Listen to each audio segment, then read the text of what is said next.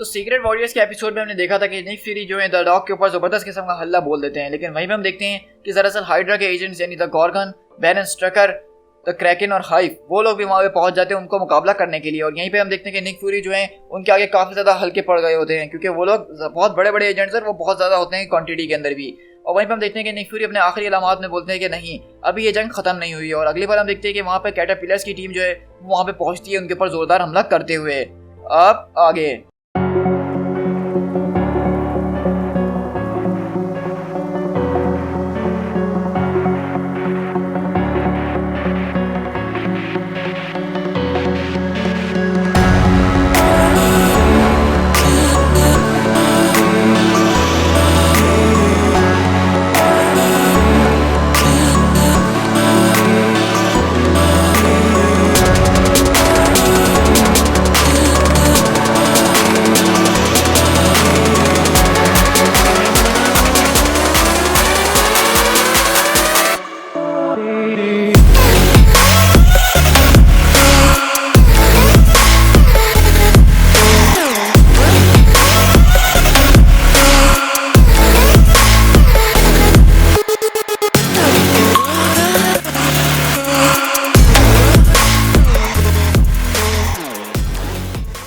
अब यहाँ से हम 1 घंटे पहले शिफ्ट होते हैं इनसाइड स्टेट के अंदर, जो कि निक फ्यूरी का सीक्रेट बेस नंबर 22 है, जहाँ पे ये सारे के सारे कैटरपिलर्स मौजूद थे। और यहीं पे हम देखते हैं कि वो जो नया आदमी है जो क्रिएट किया गया था ईडन, उसको नया यूनिफॉर्म देते हैं, वो काफी उसको देख के खुश भी हो रहा था। लेकिन क्वेक वहाँ से भागते हुए हाँफते हुए आ रही होती है और बोलती है कि किसी ने अभी मेरा पैनिक बटन दबाया है, निक फ्यूरी को हमारी मदद की जरूरत है, हमें अभी इसी वक्त वहाँ पे जाना होगा।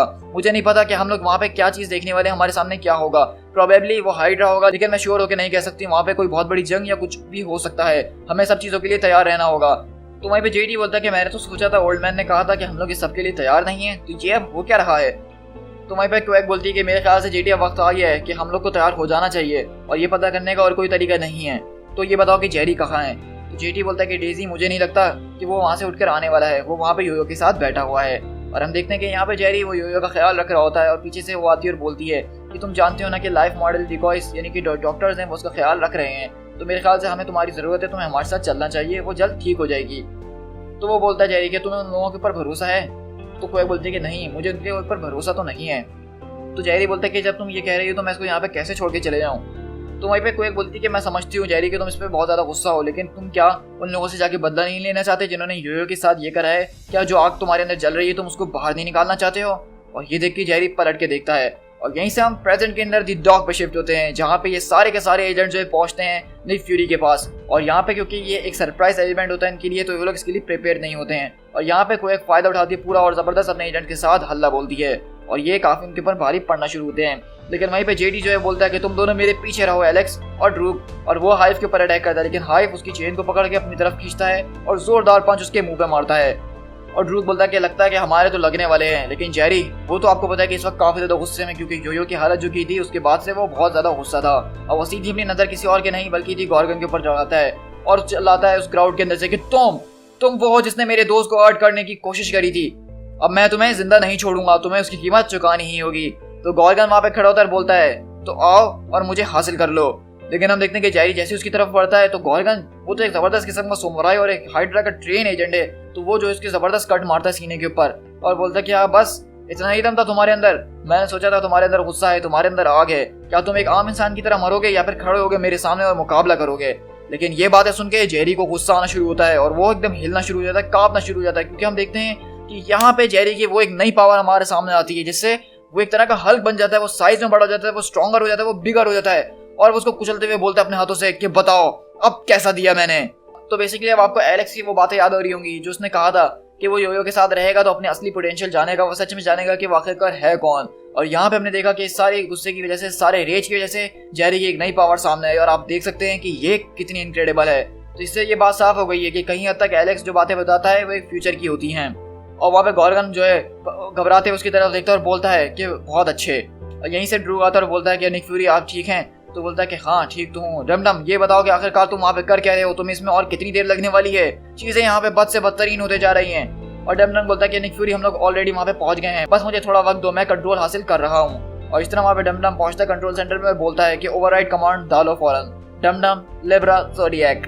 और इस तरह हम देखते हैं कि वो हेलीकैरियर उनके कब्जे में आ जाता है और बोलता है कि मैं अपनी राइड को घर लेके जा रहा हूँ, तो चलने के लिए तैयार हैं। और इस तरह हम देखते हैं कि वो वहाँ पे इंजन फायर करता है और वहीं पे निक फ्यूरी बोलता है कि डम डम हमारे ड्रोन्स को जो है लॉन्च करो और हाइड्रा के सारे प्लेटफॉर्म्स को टारगेट बनाओ। और इस तरह हम देखते हैं कि वो जो है हेलीकैरियर के ड्रोन्स को भेजते हैं उनकी मदद करने के लिए। और यहाँ पे जबरदस्त किस्म की बैटल चल रही होती है कैटरपिलर्स और हाइड्रा के मेन एजेंट्स के दरमियान। लेकिन इसी वक्त हम लोग शिफ्ट होते हैं जापान के अंदर यानी टोक्यो में। और यहाँ पे जैसा कि आपको याद होगा कि हाइड्रा के लिए बोला था कि मैडम हाइड्रा और वाइपर एक अलग ही मिशन पे जा रही हैं, तो वो बेसिकली अपने इसी अलग मिशन के ऊपर हैं। और यहाँ पे मैडम हाइड्रा आती है और बोलती हैं तो हमारे बीच एक अग्रीमेंट हुआ था। और यहीं पे हम देखते हैं कि जापानीज लोग कुछ बैठे होते हैं और उनके बीच कोई डील हो रही होती है और वो बोलता है कि जो सर्कमस्टेंसेस इस वक्त चल रहे हैं उसको देखते हुए तो लग रहा है कि जो आपने हमारे सामने डील पेश करी है वो काफ़ी एक्सेप्टेबल है और आपके मुताबिक जो आपका मैन्युफैक्चरिंग प्लांट, शिपयार्ड्स और एडवांस रिसर्च फैसिलिटीज़ हैं अब वो प्रोजेक्ट टाइकून के लिए काम करेंगे। और ये विद ड्यू रिस्पेक्ट ये सारे कागज आपके सामने हैं जिसमें हम इस बात की गारंटी देते हैं कि हम आपके साथ पूरी कंप्लाइंस निभाएंगे। तो ये हमारा एक तरह का एग्रीमेंट है। और वाइपर वहाँ पे उसकी तरफ देखती है और बोलती है मैडम हाइड्रा से कि अब इन लोगों को बोलो कि पूरी बात करें, ये छोटी छोटी बातें मेरे सामने ना करें। और वही पे बोलता है कि हाँ बिल्कुल मुझे याद आ गया द बॉक्स, इसकी भी डील आपने हमसे करी थी। लेकिन मैं आपको बताना चाहूँगा कि ये बॉक्स ये बहुत ही ज़्यादा एंशिएंट है, ये हमारी फैमिली की हिस्ट्री से भी बहुत ज़्यादा पुराना है, ये हमारे क्लैन के हिस्ट्री से भी ज़्यादा पुराना है और हमें नहीं पता कि आखिरकार ये पुराना है तो कितना पुराना है। लेकिन ये बात याद रखिएगा कि जिस किसी ने भी इस बॉक्स को खोलने की कोशिश करी है उसके सामने सिर्फ मौत और मैडनेस ही आई है। तो मैं आप लोगों को यही सजेस्ट करूंगा कि इस बॉक्स को आप लोग कभी नहीं खोलिएगा और देखिएगा कि इसके अंदर क्या है, कि ये एक बहुत ही बड़ी और खतरनाक चीज़ है। और ऑनरेबल हार्ड डसन होने के मुताबिक मैं आपसे सिर्फ यही कहूँगा कि आप इसका कभी इस्तेमाल ना करें। तो वहीं पर मैडम हाइड्रा बॉक्स उठाती है और बोलती हैं कि हाँ लेकिन फिर भी मैं इस बॉक्स को जो हूँ बिना डरे अपने हाथों में थामी हुई हूँ। और वाइपर बोलती है कि बिल्कुल, और इसी बात के साथ हमारी डील होती है। लेकिन पीछे से सिल्वर समुराई चिल्लाता और बोलता है कि स्टॉप इट, क्या इतने वक्त से तुम जो मेरे साथ थी वाइपर, क्या वो सब सिर्फ तुम इसीलिए कर रही थी? क्या तुम्हारा यही मकसद था? तो आपको पता है कि वहाँ पे वाइपर और सिल्वर समुराई के दरमियान कुछ चल रहा था, लेकिन वो दरअसल कुछ उनके अपने मतलब के लिए था। तो वो बोलती है कि अगर तुम इसको इसी तरह से सोचोगे तो तुम्हारे लिए बेहतर होगा और अब हम आपसे कभी नहीं मिलेंगे, गुड बाय। और यहाँ पे हम देखते हैं कि सिल्वर समुराई वैसे गुस्सा हो जाता है और बोलता है कि मैंने तुमसे दिल लगाया, मैंने तुमसे ये करा, मैंने वो करा, और वो तोड़फोड़ शुरू कर देता है। लेकिन यहाँ से हम लोग दोबारा जो है द डॉक पे शिफ्ट होते हैं जहाँ पे गॉर्गन जो है वो बहुत बुरी हालत में आ जाता है और वहाँ पे हाइप वगैरह भी बोलते हैं कि हमें यहाँ से निकलना चाहिए। तो गॉर्गन उठता है और बोलता है कि नहीं, मैं कभी जंग से पीछे नहीं भागता हूँ। लेकिन वहाँ पे गॉर्गन देखता है कि ये एजेंट्स काफ़ी ज़्यादा भारी पड़ रहे होते हैं। तो बैरन वगैरह भी बोलते हैं कि हमारे लिए मेरे ख्याल में अच्छा यही है कि हमें यहाँ से निकल जाना चाहिए। और क्रैगन भी बोलता है कि हाँ बिल्कुल, हम अगर जिंदा रहेंगे तो किसी दिन और दोबारा आएंगे ताकि इनसे लड़ सकें, और वैसे भी अब इनके हाथ हेलीकैरियर भी लग चुका है, हमारे यहाँ जीतना इनसे काफ़ी ज़्यादा मुश्किल है। लेकिन गॉर्गन वो बात सुन नहीं रहा होता और वो भी भागने की कोशिश कर रहा होता है। लेकिन बैरन जो है उन सबको वहाँ से टेलीपोर्ट करके वापसी ले जाता है। और यहीं से हम देखते हैं कि यहाँ पे निक फ्यूरी और क्वेक एक साथ खड़े होते हैं और उनको चारों तरफ से हैमर के एजेंट्स ने घेर लिया होता है। तो मैं हैमर के एजेंट बोलते हैं कि निकोलस फ्यूरी, आपको जो इस वक्त कस्टडी में लिया जाता है, अपने हथियार नीचे डाले और अपने हाथ ऊपर और सर के पीछे कर लीजिए। लेकिन निक फ्यूरी बोलते हैं कि बेटे तुम्हारे पास सिर्फ 5 सेकंड, इससे पहले तुम अपनी गन गिरा दो वरना मैं तुम्हारी वो हालत करूंगा जो तुम कभी सोच भी नहीं सकते हो। और ये बात मैं तुम सबके लिए कह रहा हूँ, सिर्फ इसके लिए नहीं। और हम देखते हैं कि निक फ्यूरी की ये बात सुन के सारे एजेंट्स अपनी गन नीचे कर देते हैं। और निक फ्यूरी बोलते हैं कि ये हुई ना बात, मैंने ऐसा ही सोचा था। तो चलो अब जल्दी से, डम डम डुगन और मैं एक नया स्कूल शुरू करने जा रहे हैं और हमें कुछ बच्चों की जरूरत है। तो क्या तुम हमारे उस स्कूल में शामिल होना चाहोगे? क्या तुम बॉयज वापसी अपने घर चलना चाहोगे? और इस तरह हम देखते हैं कि बेसिकली वो हैमर के जो एजेंट्स थे वो भी जो है अब निक फ्यूरी के साइड पे उभर होते हैं। और निक फ्यूरी ने एक तरह से अपनी यहाँ पे आर्मी को जो है वो इंक्रीज कर लिया है, क्योंकि वो लोग भी समझते हैं कि हैमर के लिए काम करना वो कोई अच्छी बात नहीं है। और जब निक फ्यूरी ने उनको अपॉर्चुनिटी दी है वापसी शील्ड मारने के लिए, अपने साथ काम करने के लिए, तो वो उससे पीछे क्यों हटेंगे? और यहीं पे हम देखते हैं कि डम डम डुगन जेरी के पास आता है और बोलता है कि बच्चे तुमने तो सच में मेरा आज दिल जीत लिया, वाकई में तुमने बहुत ज़बरदस्त काम करा, हम दोनों कभी मिलकर एक साथ बियर पियेंगे, क्या कहते हो तुम? तो बोलता है कि सर बिल्कुल, जैसा आप कहें, ये मेरे लिए एक बहुत ऑनर की बात है। और इस तरह यहाँ पे जीटी खड़ा होता है जिसकी चोट लग गई होती है और कोई बोलती है कि मेरे ख्याल से ये तो तुम्हारे मुंह पे एक निशान छोड़ जाएगा। और इस तरह यहाँ पे सारे लोग आपस में बातें वगैरह कर रहे होते हैं और गैब्रियल भी आता है और बोलता है कि वैसे निक फ्यूरी मुझे माफ़ कर देना, तुम ठीक कह रहे थे, ऑलमोस्ट 300 हैमर एजेंट्स जो हैं वो हमारी साइड पर आ चुके हैं, मुझे तुम्हारे ऊपर शुरू से विश्वास करना चाहिए था, तुम वाकई में सही कह रहे थे, अब हमारे पास और ज़्यादा लोग हैं, हमें उनको मारने की ज़रूरत नहीं पड़ी। तो निक फ्यूरी बोलते हैं कि वेल मैं तुमसे यही उम्मीद करता हूँ कि आगे से तुम मेरा साथ दोगे। तो बोलता है कि यस सर बिल्कुल, जैसा आप कहें। तो निक फ्यूरी बोलता है कि चलो डम डम, मुझे तुमसे कुछ बात करनी है। और यहीं पे हम देखते हैं कि डम डम डुगन और निक फ्यूरी आपस में बात करते हैं। तो डम डम बोलता है तो बताइए आप क्या कहना चाहते हैं? तो निक फ्यूरी बोलता है कि हमें अब और आदमियों की जरूरत है, तुम्हें जो है कम से कम टाइम के अंदर इस तरह के और एजेंट्स को रिक्रूट करना पड़ेगा, तुम्हारे पास भी ऐसा ही एजेंट्स है ना जो दिमाग पढ़ सकते हैं? तो बोलता है कि ओलिविया हुक, सिर्फ मेरे पास वही मौजूद है। तो बोलता है कि बस उसी का इस्तेमाल करो और पता लगाने की कोशिश करो कि कौन हमारे काम आ सकता है और जल्द से जल्द एक डिवीजन बनाओ जो कि बिल्कुल तैयार हो इसी की तरह। लेकिन मैं चाहता हूँ कि तुम ये काम बहुत जल्दी करो, हमारे पास ज़्यादा वक्त नहीं है। तो यहीं से डम डम बोलता है कि निक फ्यूरी, तुम जिस बारे में बात कर रहे हो उसमें बहुत ज़्यादा पैसों की ज़रूरत है, बहुत ज़्यादा कैश लगेगा, क्या तुम वाकई में ये सब पैसा देने के लिए तैयार हो? तो बोलता है निक फ्यूरी कि तुमसे किसने कहा कि मैं तुम्हें पैसे देने वाला हूँ, तुम बस काम करो, तुम्हारे पैसे मिल जाएंगे। तो बोलता है कि हाँ चलो ठीक है, अच्छा हुआ तुमने बता दिया, अब हमें यहाँ से फौरन जल्द से जल्द चलना चाहिए, इससे पहले कि हैमर के रीइंफोर्समेंट्स यहाँ पे हमारे सामने आ जाए। और निक फ्यूरी बोलते हैं कि तुम्हारे पास डम डम सिर्फ 1 महीना है, सिर्फ 1 महीना मैं तुम्हें देता हूँ, उसके बाद हम लोग कुछ सीरियस काम करने वाले हैं। और इस तरह हम देख रहे हैं कि डम डम को निक फ्यूरी ने एक असाइनमेंट दे दिया है कि उसको 1 महीने के अंदर एक ऐसी टीम बनानी जो कि इसी की तरह हो और एक बहुत ज़बरदस्त किस्म की आर्मी बन जाए उनकी। और वहीं पे डम डम बोलता है कि निक फ्यूरी, तुमने मुझे 1 महीना दिया है, 1 महीने के अंदर मैं तुम्हें ऐसा बंच ला के दूंगा बास्टर्ड्स का, जो कि ऐसा होगा जो तुम दुनिया के अंत तक ले जाओ, वो तुम्हारा साथ कभी नहीं छोड़ेगा। मैं तुम्हें ऐसे हॉलिंग कमांडोज बना के दूंगा 1 महीने के अंदर, जो कि चांद पे जाके भौंकेंगे और सूरज को जाके काटेंगे। तुमने मुझे 1 महीना दिया है निक फ्यूरी, और 1 महीने में मैं तुम्हें डैम आर्मी राइज करके दूंगा। अब इस तरह हम देखते हैं कि निक फ्यूरी के पास जो है 3 हेली कैरियर्स आगे होते हैं, उनके पास 3000 आदमी और आगे होते हैं। और अब यहाँ पे निक फ्यूरी ने 1 महीने का टाइम दिया डम डम डुगन को, जो कि एक जबरदस्त किस्म की आर्मी बनाने वाला है। तो मतलब अब कुछ बहुत ज्यादा सीरियस निक फ्यूरी सोच रहे हैं। अब इसी कॉमिक के एपिलॉग में हम शिफ्ट होते हैं, यानी कि स्टोरी के एंड की तरफ, जहाँ पे हम देखते हैं निक फ्यूरी वापसी अपने इनसाइड स्टेट के अंदर बैठे होते हैं और दारू शारू पी रहे होते हैं। और यहाँ पे कोई आती है और बोलती है कि मुझे जानना है कि आखिरकार ये सब चल क्या रहा है, द हाउलिंग कमांडोज, तुम अपनी पर्सनल आर्मी बना रहे हो, ये सब तुम कर क्या रहे हो और तुम मुझे कुछ बताते नहीं हो अब।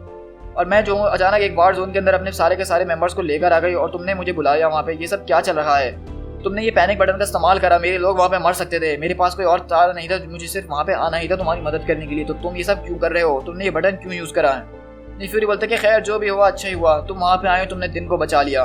मैं तुम्हें कुछ बातें बताना चाहता हूँ डेज़ी। पहली बात कि तुम वहाँ पे उस दिन आए और तुमने बहुत अच्छी तरीके से काम करा, तुम्हारी पूरी की पूरी टीम ने बल्कि अच्छे से काम करा, मुझे इस पर बहुत ज़्यादा प्राउड फील हो रहा है। तुम्हें जो है तुम्हारी टीम के स्टैट्स मिल गए, लेकिन इसके अलावा मुझसे कुछ और एक्सपेक्ट नहीं करना कि मैं तुम्हारे साथ शेयर करने वाला हूँ। और निक फ्यूरी बोलते हैं कि और दूसरी बात यह है कि मैंने तुम्हें कभी वहाँ पे हेल्प के लिए बुलाया नहीं था। तो क्वेग बोलती क्या मतलब? तो ये पैनिक बटन किसने हिट किया? तो निक फ्यूरी इसको घूर के देखते हैं। तो क्वेग बोलती क्या मतलब, तुम्हारे झूठ कभी खत्म नहीं होते ना, तुम कभी सच बोलते भी हो कि नहीं? तो निक फ्यूरी बोलते कि मेरा काम ही यही है बच्चे, अब बड़ी हो जाओ, अब ये प्रिटेंड नहीं करो कि तुम छोटी बच्ची की तरह मुंह बनाओगी और मैं तुम्हें सारी बातें बता दूंगा, ये हार्ड फैक्ट्स हैं, इनको कबूल करना सीख जाओ। ये कुछ ऐसे सवाल है जिनका आंसर शायद तुम्हें कभी भी ना मिल सके, कुछ ऐसी चीज़ें चल रही है जो कि तुम्हें नहीं पता हो तो तुम्हारे लिए ज़्यादा बेहतर है। लेकिन मैं तुम्हें अश्योर करवाना चाहूँगा कि मैं तुम्हारा कोई इस्तेमाल नहीं कर रहा हूँ, तुम जो कर रही हो अच्छे के लिए कर रही हो, तुम्हारे लिए सिर्फ अभी इतना ही जानना काफ़ी है।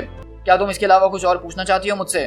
तो यहीं पे हम देखते हैं कि वो बोलती है कि फाइन ठीक है, अगर तुम्हें नहीं बताना तो मत बताओ, लेकिन कम से कम मुझे तुम ये तो बता सकते हो ना कि ये बटन किसने दबाया था, हमारे अलावा और कौन कौन से तुम्हारे ग्रुप से जो कि काम कर रहे हैं खुफिया तौर पे। मैं तो समझ रही थी कि सिर्फ हमारा ही एक ग्रुप है जो कि तुम्हारे साथ काम कर रहा है, लेकिन तुम अब बता रहे हो कि तुम्हारे और भी ग्रुप्स हैं, और किसने ये बटन दबाया तुम मुझे उसके बारे में भी नहीं बता रहे। और तुम्हें आर्मी किस चीज़ के लिए चाहिए? तुम निक फ्यूरी क्या करने का सोच रहे हो? और हमारे साथ क्वेग जो है गुस्से में जाती है और बोलती है क्या तुम कभी मुझसे सच भी कहोगे कुछ, क्या तुम मुझ पर कभी ट्रस्ट भी करोगे? तो निक फ्यूरी बोलते हैं कि तुम जो हो इस वक्त बहुत ज़्यादा आगे तक आ चुकी हो, मैंने कभी किसी एजेंट के ऊपर इतना भी विश्वास नहीं करा जितना तुम्हारे ऊपर करा है डेज़ी, तुम बहुत आगे तक आ चुकी हो और मुझे उम्मीद है कि शायद इसके बाद तुम इस काबिल हो जाओ कि मैं तुम्हारे साथ सब कुछ शेयर कर सकूँ। और इस तरह हम देखते हैं कि डेज़ी वहाँ से चले जाती है। तो अब बेसिकली हम यहाँ से देख रहे हैं कि कुछ चीज़ें हमारे पास ये आई हैं कि दरअसल निक फ्यूरी की और भी बहुत सारी खुफिया टीम्स है जो काम कर रही हैं जिनके बारे में हमें नहीं पता, और वहाँ पर वो पैनिक बटन निक फ्यूरी ने नहीं बल्कि किसी और ने दबाया था, और वो कौन था इसके बारे में निक फ्यूरी ने भी नहीं बताया हमें। और यहीं से हम देखते हैं कि जब वो चले जाती है तो निक फ्यूरी के पास एक कॉल आती है और निक फ्यूरी बोलते हैं कि कॉन्टेसा तुम यहाँ पे क्या कर रही हो? तो बोलती है कि तुम्हारा दिन कैसा था निकोलस? तो निकोलस बोलता है कि मेरा दिन एक मंडे की तरह था। और क्विंटेसा दरअसल वही एजेंट है जिससे निक फ्यूरी उस दिन वहाँ पे उस रेस्टोरेंट के अंदर मिलने के लिए गए थे न्यू मैक्सिको के अंदर, जिसको अपना पूरा मिशन समझा रहे थे, लेकिन वहाँ पे ऐसा लग रहा था कि उनकी कोई बात नहीं बनी। और निक फ्यूरी बोलते हैं कि तुम बताओ कि तुम्हारा दिन कैसा रहा? मैंने सुना है कि तुम आजकल जो सही तरह से बिहेव नहीं कर रही हो लोगों के साथ। कि बेसिकली यहाँ पे क्विंटेसा बोलती है कि ओ निक फ्यूरी मुझ पर ट्रस्ट करने की कोशिश करो, अभी तो मैंने अपना बुरा रूप लोगों के सामने दिखाया ही नहीं है।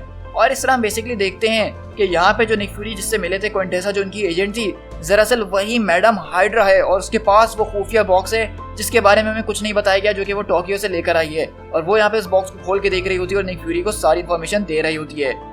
दी एंड। सो गाइस यहाँ पे हमारी ये ऑसम सीरीज जो है खत्म होती है, और यहाँ पे सच में जो एंडिंग है ये एक बहुत बड़ा क्लिफ हैंगर हमारे पास छोड़ दी गई है। मतलब यहाँ पे हमें ये बात पता चली कि दरअसल मैडम हाइड्रा जो कि हाइड्रा की एक मेन एजेंट है वो कोई और नहीं बल्कि निक फ्यूरी की बनती है, जो कि एजेंट क्विंटेसा है, और उसके पास एक वो मिस्टीरियस बॉक्स लग गया है जिसके बारे में हमें नहीं पता किसी क्या पावर्स हैं, वो कहाँ से आया, वो क्या क्या कर सकता है, और क्विंटेसा के पास वो सारी चीज़ें हैं और वो निक फ्यूरी से बात कर रही है। और यहाँ पे हमने साथ में देखा कि निक फ्यूरी अपनी पूरी की पूरी आर्मी बनाने के लिए डम डम डुगन को बोल चुके हैं, वो कैटरपिलर्स की टीम को ज़बरदस्त तरीके से ट्रेन कर रहे हैं, उसमें वो ज़रा सा भी पीछे नहीं हट रहे हैं। तो आप समझ सकते हैं कि निक फ्यूरी का यहाँ पे कोई बहुत ही ज़्यादा बड़ा प्लान है जिसको वो फॉलो करने वाले हैं। और हम यहाँ पे देख रहे हैं कि किस तरह से वो उन्होंने हाइड्रा के अंदर अपने एजेंट्स को छोड़ दिए हैं, और कोई छोटे मोटे नहीं बल्कि काफ़ी बड़े लेवल पे एजेंट को छोड़ा हुआ है। तो मैं आपको बताना चाहूँगा कि गाइस इसके बाकी के जो पार्ट्स हैं वो हम अपनी टाइमलाइन के अंदर आगे जाके कंटिन्यू जरूर करेंगे, लेकिन अभी के लिए हम जो है अपनी दूसरी सीरीज़ की तरफ बढ़ेंगे। जैसा कि आपको पता है कि हम टाइमलाइन फॉलो करते हैं, इससे आपको चीज़ें और अच्छे से समझ में आएंगी और काफ़ी मज़ा भी आएगा। तो मैं उम्मीद करता हूँ कि गाइस आपको ये वीडियो बहुत ही ज़्यादा पसंद आई होगी। मेरे हिसाब से ये निक फ्यूरी की स्टोरी बहुत ज़्यादा ज़बरदस्त थी और आगे जाके तो और भी ज़्यादा औसम होने वाली है। तो गाइस इस वीडियो को ज़्यादा से ज़्यादा लाइक कीजिएगा ताकि ज़्यादा से ज़्यादा लोग देख सकें, और साथ में मेरे चैनल को सब्सक्राइब करिएगा इस तरह का और औसम कंटेंट मेरे चैनल पर देखने के लिए।